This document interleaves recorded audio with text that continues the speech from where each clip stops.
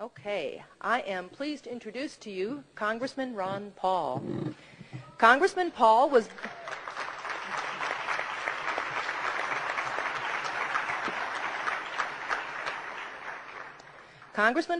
born and raised in Pittsburgh, Pennsylvania. He graduated from Gettysburg College and the Duke University School of Medicine before proudly serving as a flight surgeon in the U.S. Air Force during the 1960s. Congressman Paul and his wife, Carol, moved to Texas in 1968, where he began his medical practice in Brazoria County. As a specialist in obstetrics and gynecology, Dr. Paul has delivered more than 4,000 babies. He and Carol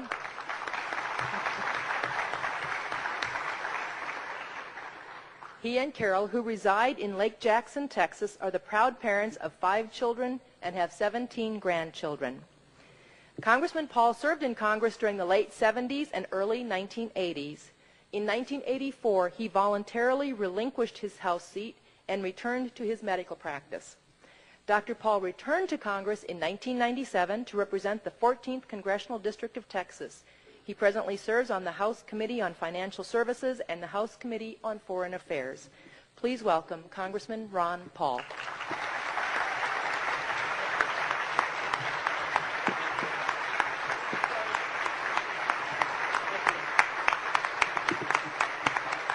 Thank you. Thank you very much. It's a real delight to be here.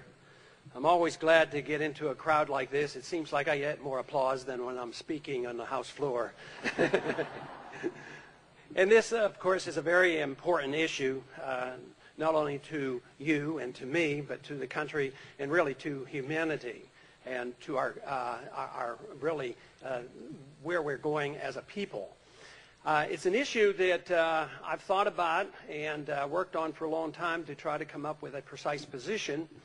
And I put most of my thoughts into a little booklet here, which says Challenge to Liberty, Coming to Grips with the Abortion Issue. And it was written several years ago, and I wrote it both from a political viewpoint as well as a physician in obstetrics.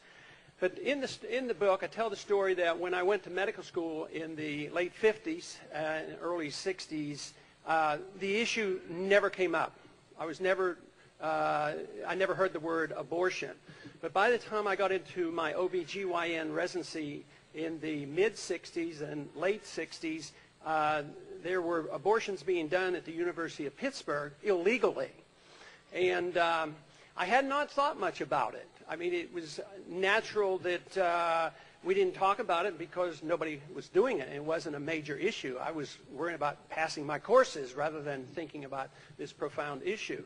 But one day I walked into an operating room to just be an observant, which we would do generally as a medical resident. And I walked in and they were performing this hysterotomy, which was a cesarean section.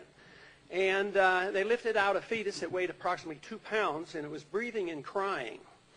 And it was put in a bucket and sat in a corner of the room, and everybody in the room just pretended they didn't hear it. And the baby died. And I walked out of that room a different person. I thought, this is not just a simple little issue. This is a major issue. And, of course, then that started me into thinking of the very details, medical and legal and all the ramifications. Because the 60s were a tough period of time. I did serve 5 years in the military. The Vietnam War was going on. There was moral changes occurring at that time. And the law was being flaunted on abortion. And I often thought that the morality came before the change in the law. We condemn, of course, Roe versus Wade, and we should get rid of Roe versus Wade.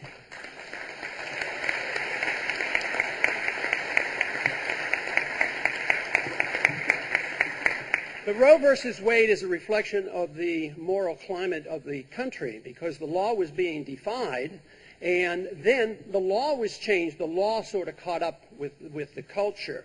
So even though we work in the legal area and we work politically, ultimately I believe it's an issue of personal morality and is a reflection of the country more so than just the lack of laws. we have just changing the law won't be enough. We will ultimately have to have a society that's moral enough to reject this position that the fetus deserves legal protection.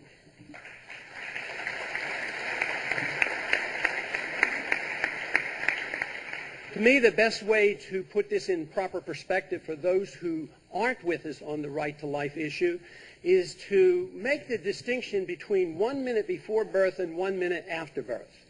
And I believe that if this issue is not resolved in that precise area, we can't solve this problem that we're facing. 1 minute before birth, according to the Supreme Court, since they wrote the regulations in Roe versus Wade, in the third trimester an abortion can be done. And if I do it, if they come to me and I do an abortion, they pay me for it. But if 1 minute after birth, if the teenager who's delivered a baby and is frightened and understood that life has no value and she throws the baby away, she gets prosecuted for murder. And that has to be resolved. Of all the problems we think about,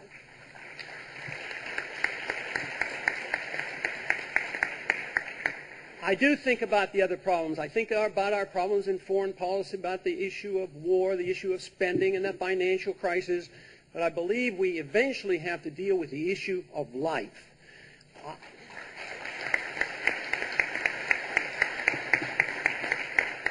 I am a strong proponent of liberty, and I'm a strong proponent of privacy. Those who endorse the issue of having abortion argue it from the case of privacy. I think privacy is a red herring. It has nothing to do with privacy. The only issue that counts is whether or not the fetus is legal and human and deserves respect and deserves protection of the law.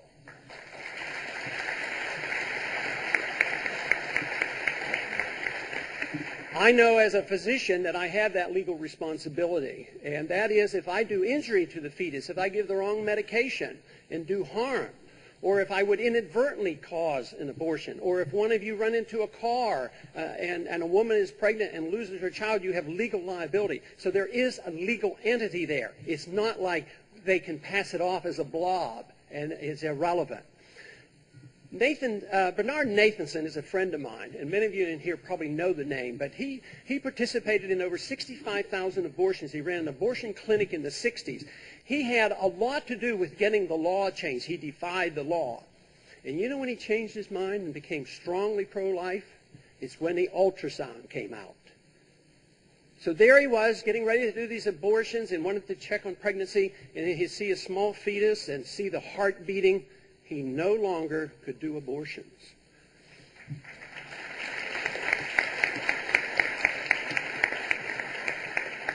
I had a physician friend that worked for me for a while, and he went off to another state where abortions were legal.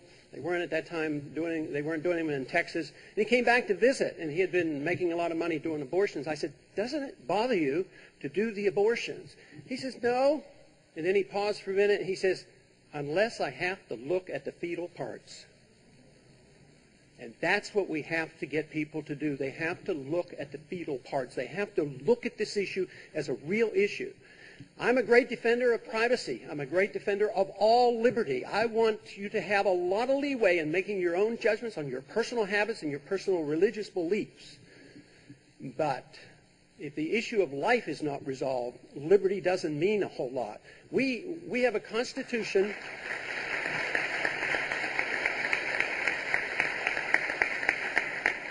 We have a Constitution and a principle embedded in our tradition that protects life and liberty.